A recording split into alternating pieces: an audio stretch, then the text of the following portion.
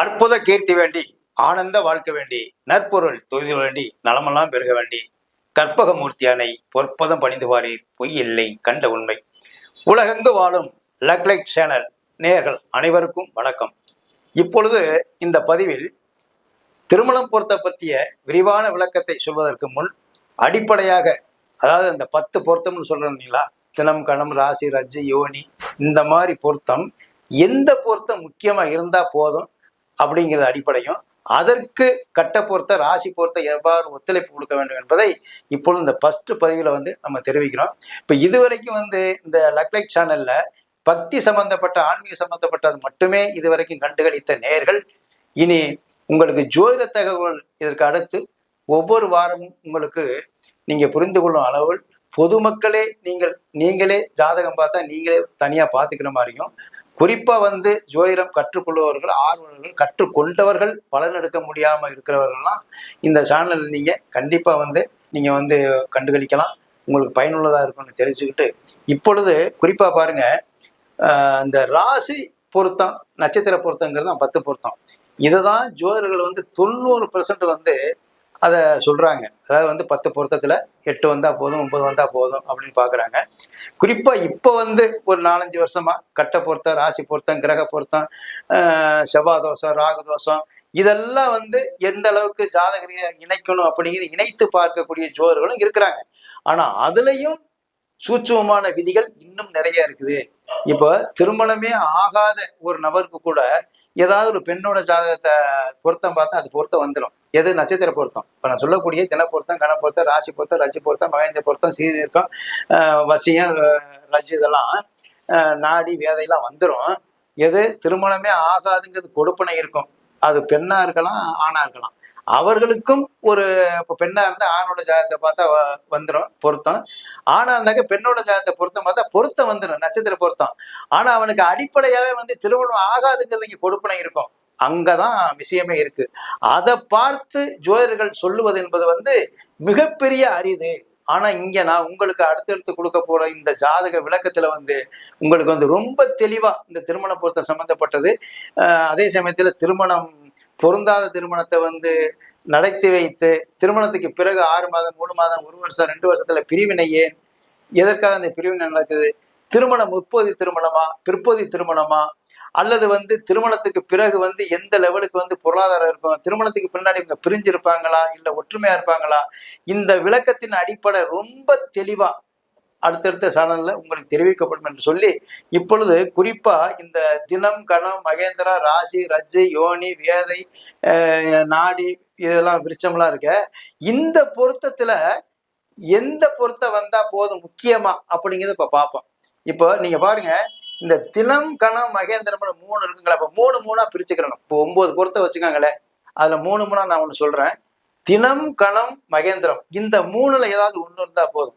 நல்லா தெரிஞ்சுக்கணும் மக்களே. நீங்களே கூட உங்க பிள்ளைங்களுடைய ஜாதகத்தை, இப்ப திருமண வயதில் இருக்கக்கூடிய ஆண் பெண் யாராக இருக்கலாம், அந்த வயதுல நீங்க திருமண பொருத்தம் பார்க்கறதுக்கான அந்த வேலைகள் வந்துடும். அப்ப நீங்க என்ன கேட்கறீங்கன்னாக்கா, இப்ப எடுத்த உடனே குருபலம் இருக்கா அப்படிங்கிறீங்க. அதுக்கே ஒரு சேனல் போடுவான். இப்ப இதுலயும் சொல்லிடுறேன், குருபலம் என்றா ஒரு பொண்ணை பார்த்து பேசி முடிவு பண்றதுல இருந்து அந்த திருமணம் முடிகிறதுக்குள்ள அந்த 3 மாசம் 2 மாசம் ஆகும் இல்லையா, அதுக்கு இடையில திருமண தடை இருக்கக்கூடாதுங்கிறது அந்த குருபலம் வேணுங்கிறது. இது ஒரு பெரிய விஷயமே கிடையாது. ஆனா குருபலம் இருந்துட்டாலே திருமணம் நடக்கும் அப்படின்னு சொல்லிட முடியாது. அதுக்கு தசாபுத்தியும் சாதகமா இருக்கணும். அப்ப அந்த விளக்கங்களாம் உங்களுக்கு பிறகு தெரிவிப்போம். ஆனால் இந்த தினப்பொருத்தத்துல கணப்பொருத்தம், அந்த ராசி ரஜ்ஜுங்கிறது இருக்க, இதுதான் நட்சத்திர பொருத்தங்கிறது. அதுல எந்த பொருத்தம் முக்கியமா வேணும் அப்படிங்கிறது உங்களுடைய கேள்வியா இருக்கும். தினம் கணம் மகேந்திரம், இந்த 3 இருக்குங்களா, அந்த 3 பிரிச்சுக்காங்க. அதுல 1 வந்தா போதும். எது? தினம் கணம் மகேந்திரம், இது ரைட். அதுக்கு அடுத்து ஸ்ரீதீர்க்கம், யோனி, ராசி, இந்த 3 இருக்கு பாத்தீங்களா. இப்ப இதுல பாருங்க, இந்த தினம் கணம் மகேந்திரம், இதுல 3ல 1 வந்தா போதுங்க. ஏதாவது 1 வந்தா போதும். நல்லா குறிப்பிடுத்துக்காங்க. அதே சமயத்துல ஸ்ரீதீர்க்கம், யோனி, ராசி, இந்த 3 இருக்கு பாத்தீங்களா, இதுல 1 வந்தா போதும். அதுக்கடுத்து ராசி அதிபதி வசியம் ரஜ்ஜு, இந்த 3 இருக்கு பாத்தீங்களா. இப்போ 3 பிரிச்சிருக்கோம். அப்ப அந்த ராசி அதிபதி வசியம் ரஜ்ஜு, இந்த 3ல 1 வந்தா போதும். அதே மாதிரி வேதை நாடி விருச்சம், இந்த 3ல 1 வந்தா போதுங்க. அப்ப 4 தான் பிரிச்சிருக்கிறோம். அப்போ இந்த 4 பிரிவுல 3 3 4 3 12 வருது. அதுல அதை இப்போ ஜோதியில வந்து 10 பொருத்தம் ஆகிட்டான். 10 பொருத்தம் 10 பொருத்தம். ஆனா நான் இங்க பாக்குறது வந்து 12 பொருத்தம். இதுதான் ரீசன். முதல்ல 16 பொருத்தம், அந்த 16 வர்ண பொருத்தம்லாம் வரும், அதை விட்டுறலாம். இது ரொம்ப முக்கியம். இந்த தினம் கணம் மகேந்திரம் சீர்க்கம் யோனி ராசி ராசி அதிபதி வசியம் ரஜ்ஜு வேதை நாடி விருட்சம், இது ரொம்ப ரொம்ப முக்கியம். நாடினா என்னன்னா பித்த நாடி இருக்குது, ஸ்லேத்மா நாடி இருக்குது. அப்போ இந்த மாதிரி நாடி வந்து ஒருத்தருக்கு ஒருத்தர் ஒரு ஆண் பெண்ணு 2 பேருக்கு வந்து ஒரே நாடியா இருந்தா அது சேர்க்கப்படாது, வேறு வேறு நாடியா இருக்கணும் அப்படிங்கிறது ஒரு விதி இருக்கு. அதுக்காக நாடி பொருத்தம் பார்க்குறது. விருட்சம்னா என்னன்னா, விருட்சம் என்பது வந்து பால் மரம் பாலற்ற மரம்னு இருக்குது. அப்ப பால் மரம்ங்கிறது ஒரு சிலருக்கு விழா மரம் வரும். இப்ப அசுவன் நட்சத்திரத்துக்கு வந்து எட்டி மரம் வரும். அப்ப எட்டி மரத்துல வந்து பால் இருக்காது. அப்ப இந்த மாதிரி பால் மரம் பாலற்ற மரம் தான் விருட்ச பொருத்தங்கிறது. அப்ப அதுலேயே இந்த நட்சத்திர பொருத்தம் பார்க்கிற பொழுதே அவங்களுக்கு குழந்தை பிறக்குமா, அப்ப விருட்சம்ங்கிறது குழந்தை. அப்ப குழந்தை பிறக்கிறதுக்கு நட்சத்திர ரீதியாவே கொடுப்பனை இருக்கா ஆண் பெண் அப்படிங்கிறது அந்த விருட்ச பொருத்தம். அதுதாங்க நாடி பொருத்தம், அந்த வேதை பொருத்தம் விருட்சங்கிறது. வேதைங்கிறது ஒருத்தருக்கு ஒருத்தர் வேதை இருக்கப்படாது. இப்ப இதே பரணிக்கு வந்து பாருங்க, இது கேட்டை வந்து இது எது வேதை. அப்போ இந்த மாதிரி ஒவ்வொன்றுக்கும் ஒரு வேதை இருக்கு. ஒரு நட்சத்திரத்துல இருந்து 14வது நட்சத்திரம் வந்து வேதைன்னு வரும். அப்ப இந்த மாதிரி வேதைன்னு பார்க்கணும். 2 பேருக்கும் வேதை இருக்கப்படாது. அப்ப இந்த நாடி 2 பேரும் ஒரே நாடியா இருந்தா என்ன பண்ணும், வேதை 2 பேருக்கும் ஒரே மாதிரியான வேதை இருந்தா என்ன பண்ணும் அப்படிங்கிறதெல்லாம் வந்து இந்த பாலற்ற மரம் இல்லைன்னா என்ன நட்சத்திரத்துல கல்யாணம் பண்ணக்கூடாதா, இந்த விளக்கங்கள்லாம் நம்ம கட்ட பொருத்தத்துல பிறகு பார்க்கிற பொழுது விரிவா பார்க்கலாம். ரொம்ப விளக்கமா சொல்றேன். இப்போ அதனாலதான் சொல்றேன், இந்த 4 விஷயத்துல ஏதாவது ஒண்ணு தினம் கணம் மகேந்திரம் இதுல ஏதாவது ஒண்ணு வந்தா போதுங்க. இப்ப தினம் வந்தா மேக்சிமம் கணம் வராது எல்லாத்துக்கும். அது இந்த 3 பொருத்தமே தினம் கணம் மகேந்திரம் எல்லாத்துக்குமே வராது. ஏதாவது அந்த 3ல ஒண்ணுதான் இருக்கும். அதனால அது பிரச்சனை கிடையாது. ஆனா தினப்பொருத்தம் ரொம்ப முக்கியம். சரி, இந்த 4லயும் ஒண்ணு வந்தா போதும் அப்படிங்கிறத சொல்லிட்டேன். இது நட்சத்திர பொருத்தம் ராசி பொருத்த மக்களே நல்லா புரிஞ்சுக்கணும். இதை மட்டும் நம்ம பேசிக்கிட்டு இருக்கோம். இந்த ராசி நட்சத்திர பொருத்தத்துல இந்த 12 பொருத்தம் சொல்லியிருக்கிறேன். 12ல 4 3 3 பிரிச்சு ஒன்னொன்னு வந்தாலும் சொல்லியிருக்கிறேன். அப்ப 4 பொருத்தம் வந்தா போதுமா அப்படிங்கிறது ஒரு கேள்வி இருக்கும். கரெக்ட், உங்களுடைய கேள்வி இதாத்தான் இருக்கும். இப்ப 4 விஷயத்துல ஒன்னொன்னு வந்தா போதுங்கிறீங்க. இதுல எதுங்க நல்லா வரணும் அப்படிங்கிறது ஒரு கேள்வி இருக்கு. அதாங்க அங்க இருக்கக்கூடிய பாயிண்ட். அப்ப இதுல இந்த தினப்பொருத்தம்ங்கிற கணம் நல்லா இருக்கணும். தினம்ங்கிறது அது ரொம்ப முக்கியம். அதான் தாராபலம்ங்கிறது. தினம்ங்கிறது தாராபலம். இது அதுக்கடுத்து வந்து யோனி பொருத்தம் வேணும். இந்த 2வதுல வந்து யோனி வேணும். யோனிங்கிறது இல்லற பொருத்தம். அப்ப இல்லற பொருத்தம் இருந்தா தானே, தாம்பத்தியம் இருந்தா தானே குழந்தை பக்க முடியும். அவங்க வந்து வாழ்நாள் பூரா வந்து சுகமா மன ரீதியா கருத்து ஒற்றுமையோட வாழ முடியும். அப்போ இந்த யோனி பொருத்தம் 2வதுல வந்து யோனி பொருத்தம் ரொம்ப முக்கியமா வேணும். அதுக்கடுத்து 3வதுல ரஜ்ஜு பொருத்தம் வேணும். ரஜ்ஜுங்கிறது தாலி பாக்கியம், மாங்கல்ய பொருத்தங்கிறது. அப்போ இந்த ரஜு வேணும். இந்த 3. அதுக்கடுத்து வர்றதுல வந்து இந்த நாடி ரொம்ப முக்கியம் அப்படின்னு, இது முக்கியம். அப்ப 4 வந்துட்டது. குறிப்பா ஒரு 5 வேணும் அப்படிங்கிறது ஒண்ணு இருக்குன்னு ஒரு 5 பொருத்தம் வந்தாலே செய்யலாங்கிறது பொது விதிங்க. ஆனா இந்த 3 3 பிரிச்சதுல ஒவ்வொரு 3லயும் ரொம்ப முக்கியமான தினம் யோனி ரஜ்ஜு நாடி இது வரைக்கும் சொல்லிட்டோம். இன்னும் ஒண்ணு நல்லா இருக்கணும் அப்படின்னா, இப்ப இந்த மகேந்திரமும் குழந்தை பாக்கியம் ஆயுள் பலம் தான். இந்த சீர்திருக்கமும் ஆயுள் பாக்கியம் தான் பெண்ணுக்கு. அப்ப வாழ்றதுக்கு ஆயுள் பாக்கியம் வேணும் தானே. இந்த 4 பொருத்தம் வந்துருச்சு, கட்டிடலாம். தாலி பொருத்தம் வருது, தின பொருத்தம் தாராபலம் வருது, யோனி பொருத்தம் இல்லற பொருத்தம் வருது, நாடி பொருத்தம் இருக்குது 2 உடல் ரீதியா. அப்படின்னா ஆயுள் வேணும் தானே. அப்ப இந்த தீர்க்காந்தத்துக்கு நமக்கு சீர்திருக்கம் வேணும். அதே மாதிரி இந்த வேதை இருக்கக்கூடாது. இந்த வேதையும் 2 பேரும் அந்த வேதை இருந்த 2 பேருக்கும் வந்து அவங்கவுங்க செய்யக்கூடிய வேலைகளை செய்வாங்க அன்றாடம். ஆனா இரவுல வந்து படுக்க போறப்போ அந்த இல்லற சுகம் என்பது வந்து 8 கனி ஆயிரும். ஏன்னா ஒருத்தர் பேசுறது ஒருத்தருக்கு பிடிக்காதனால அந்த 2 பேரும் உடல் ரீதியா தாம்பத்திய உறவுல வந்து அவருக்கு மன பிரிவினை வரும். அதுதான் வேதைங்கிறது. அந்த வேதைங்கிறது வந்துடலாம். அப்போ ஒரு 5 பொருத்தம் முக்கியம். இந்த 5 பொருத்தம் வந்துட்டாலே இந்த நட்சத்திர பொருத்தம் சேர்க்கலாம். நல்லா புரிஞ்சுக்கிறணும். ஆனால் கட்ட பொருத்தம் என்பது ரொம்ப ரொம்ப முக்கியம். அது இதுக்கு ஈடு கொடுக்கணும். பொதுவாகவேங்க இந்த 10 12 பொருத்தத்துல 10 பொருத்தமே வந்தாலும் கட்ட பொருத்தம் நல்லா இருந்தா தான் வாழ்நாள் பூரா நீடித்த நிலையில அவங்களுடைய பொருளாதாரம், ஒற்றுமை, நீண்ட ஆயுள், குழந்தை குட்டிகளோட சுபிட்சமா நீண்ட ஆயுளோட வாழ முடியும். எது கட்ட பொறுத்த இருந்தா. இது இருந்தா இது வந்து இலையில வைக்கக்கூடிய ஒரு பதார்த்தம் மாதிரி. இந்த 12 விஷயமே இலையில வைக்கக்கூடிய ஒரு பதார்த்தம் மாதிரி தான். ஒரு 50% வச்சுக்காங்க. ஒரு தராசுல 50% இது 12 நட்சத்திர பொருத்தமும். இன்னொரு தராசுல வந்து கட்ட பொருத்தங்கிறது எது அவங்களுடைய ரெண்டோடைய ஜாதக ரீதியான நிலை. ஒரு உதாரணத்துக்கு இதுல ஒரு சிம்பிளா விளக்கிறேன், அடுத்த பதிவுல விரிவா சொல்லுவான். அப்ப கட்ட பொருத்தத்துக்கு அடிப்படை என்ன அப்படின்னா பாருங்க நண்பர்களே. இப்போ இப்போ இது வந்து லக்கணம்னு வச்சுக்காங்க. இது லக்கணம் ஒருத்தருக்கு. லக்கணாதிபதி இதுல லக்கணம்னாலே ஜோதிடர்கிட்ட தெரியும். இந்த லக்கணாதிபதி இது வந்து குரு. இந்த குருவும் இது 7ஆம் அதிபதி கணவன். இது வந்து புதன். இது குரு, இது புதனுங்க.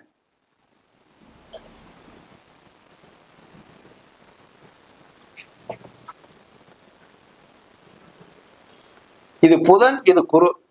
அப்போ இந்த 7ஆம் அதிபதி புதன்கிறது கணவன். இது வந்து லக்னாதிபதி. இந்த லக்னாதிபதியும் இந்த புதனும் குறிப்பா ஷார்ட்டா ஒன்று சொல்றேன் பாருங்க. இப்ப இங்க ராகு எது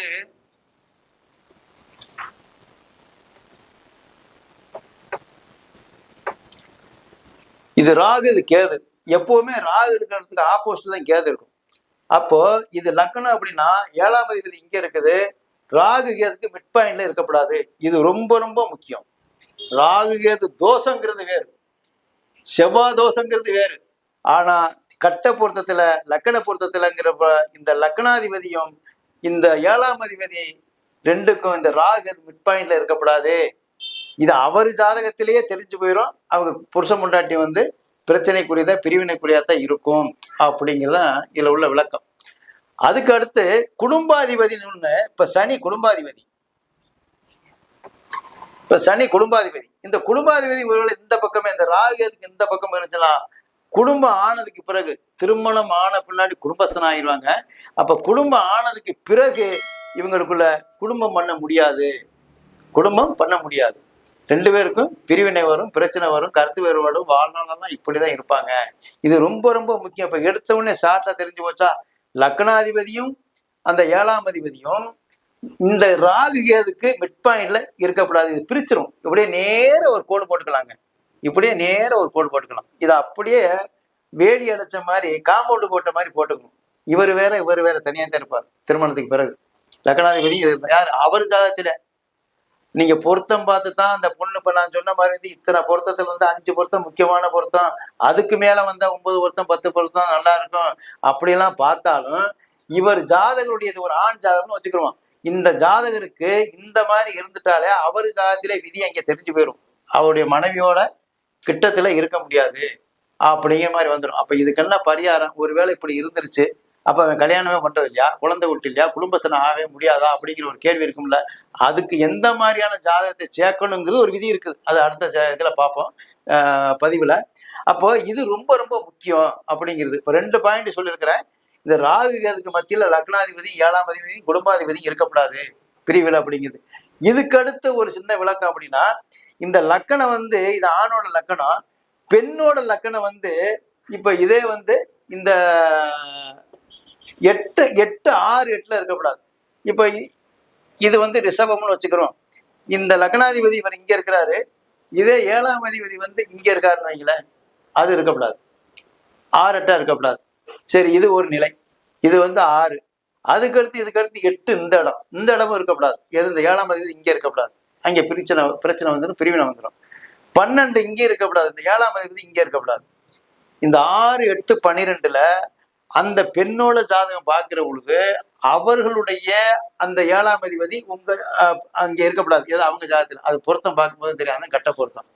அதுக்கடுத்து இந்த லக்கணம் வந்து இப்ப இதுனாக்க பெண்ணோட லக்கணம், இதே கேந்திரங்கள்ல அவங்களுடைய லக்கணம் இருக்கலாம். இப்ப இந்த லக்கணம் வந்து ஆணுக்கு இதுனா, பெண்ணோட லக்கணம் நீங்க வாங்கி பாக்குறீங்க, பெண்ணோட ஜாதகம் இங்க லக்கணம் இருக்கலாம், இது கேந்திரம். அதுக்கடுத்து இங்க இருக்கலாம், அதுக்கடுத்து இங்க இருக்கலாம். இந்த மாதிரி கேந்திரங்கள்ல இருக்கலாம். அல்லது 5ஆம் இடத்துல இருக்கலாம். இப்போ இது வந்து ரிஷபம், இது வந்து மேசம், இது லக்கணம், பெண்ணோட லக்கணம் இங்க 5ஆம் இடம் ரிஷபம். அதே மாதிரி வந்து இதுல இருந்து 9ஆம் இடம் வந்து சிம்மம், இங்க இருக்கலாம். எது லக்கணம், ஆணோட லக்கணம் இதுவா இருந்தால் பெண்ணோட லக்கணம் இங்க இருக்கணும். கேந்திர திரிகோணத்தில் இருக்கணும். இதுதான் கட்ட பொருத்தங்கிறது. அப்போ இது இந்த கட்ட பொருத்தத்தில் இப்போ ஷார்ட்டா உங்களுக்கு 3 விளக்கம் சொல்லப்பட்டிருக்கு. ராகு கேது மிட் பாயிண்ட்ல வந்து 7ஆம் அதிபதி லக்னாதிபதி இருக்கக்கூடாது, குடும்பாதிபதி இருக்கக்கூடாது. இந்த லக்கணம் என்பது வந்து 6, 8, 12 இருக்கக்கூடாது. இதே மாதிரி ராசியும் 6, 8, 12 வரக்கூடாது. ஒரு ராசி வந்து சப்போஸ் வந்து இங்க இருந்து நான் பெண்ணோட ராசி, ஆணோட ராசி வந்து அதே மாதிரி 8ஆம் இடத்துல இங்க இருக்கக்கூடாது, 5ஆம் இடத்துல இருக்கலாம். இந்த ராசி வந்து இங்க 5ஆம் இடத்துல இருக்கலாம், அதே 9ஆம் இடத்துல இருக்கலாம், இங்க வந்து 11ஆம் இடத்துல இருக்கலாம், இந்த மாதிரி இருக்கலாம். இதுதான் ராசி பொருத்தம், கட்ட பொருத்தங்கிறது ரொம்ப ஷார்ட்டா சொல்லியிருக்கேன். அடுத்த பதிவில் இதே மாதிரி ஷார்ட் போட்டு இந்த கட்ட பொருத்தத்தில் எந்த மாதிரி கிரக அமைப்பு இருந்தால் வாழ்க்கையில வந்து ஒற்றுமையா நீண்ட நாள் இருப்பாங்க, எந்த மாதிரி இருக்கக்கூடாது அப்படிங்கிறது, கிரக அமைப்பு எப்படி இருக்கக்கூடாது, அவரவர்களுடைய ஜாதகத்திலே மைனஸ் பாயிண்ட் என்ன, இதெல்லாம் அடுத்த திருமண பொருத்தத்தினுடைய ஒரு பதிவில் போட்டுட்டு அதன் பிறகு பிரிவினை ஏன் நடக்குது, பிரச்சனை ஏன் நடக்குது, குழந்தை பாக்கியம் ஏன் இல்லை, அவன் ஆணா பெண், ஆணா இருக்கிறவன் அலி நட்சத்திரம் பெற்று குழந்தை பெறாமல் இருக்கிறானா, குழந்தை பெறதுக்கு அருதகை இல்லாமல் இருக்கானா, இல்லற வாழ்க்கைக்கு இனிமை தர முடியாத இருக்கானா, எல்லாமே ஒவ்வொரு பதிவில் பார்ப்போம். நமது நேர்கள் எண்ணிய முடிதல் வேண்டும், நல்லவே எண்ணல் வேண்டும், திண்ணிய நெஞ்ச வேண்டும், தெளிந்த நாள் அறிய வேண்டும். அதற்கு ஏறானை காவிடுரை இன்னானை கண்டளித்த போரானை கண்டதனை போற்றினால் வாராத புக்தி வரும், பக்தி வரும், புத்திர சம்பத்து வரும், சக்தி வரும், சித்தி வரும், வெற்றி வரும் தானே என்று சொல்லி வாழ்க வளமுடன். நன்றி, வணக்கம்.